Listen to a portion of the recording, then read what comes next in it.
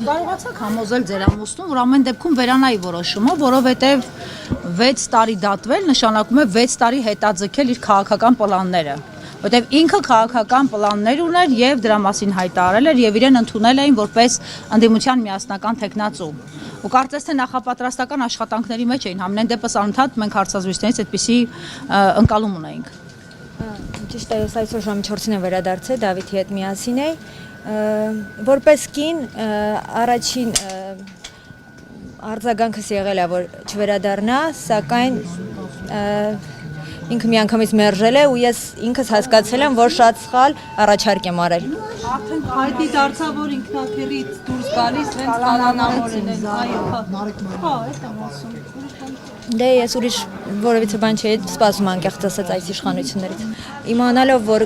գործ ունի նման ապիկար իշխանությունների հետ, ունենալով այն հնարավորությունները չվերադառնալու Հայաստան, որոշեց վերադառնա, քանզի նա լիովին արդար է իր խղճի, իր կամքի հանդեպ։ Իսկ մենք ընտանիքիս բոլոր անդամները սատարում ենք իր որոշումը եւ հպարտանում ենք իր արարքով։ Այսքանը։ Երեխաներն էլ են այստեղ, իրենք ոնց են ընդունում ու ընդհանրապես հասկանում են ինչ է կատարվում։ Իհարկե հասկանում են, շատ դժվար, որովհետև անչափահաս երեխաներ են ու այս որոշումը կայացնելուց առաջ, գիտեմ դատավորը ինչ է մտածել,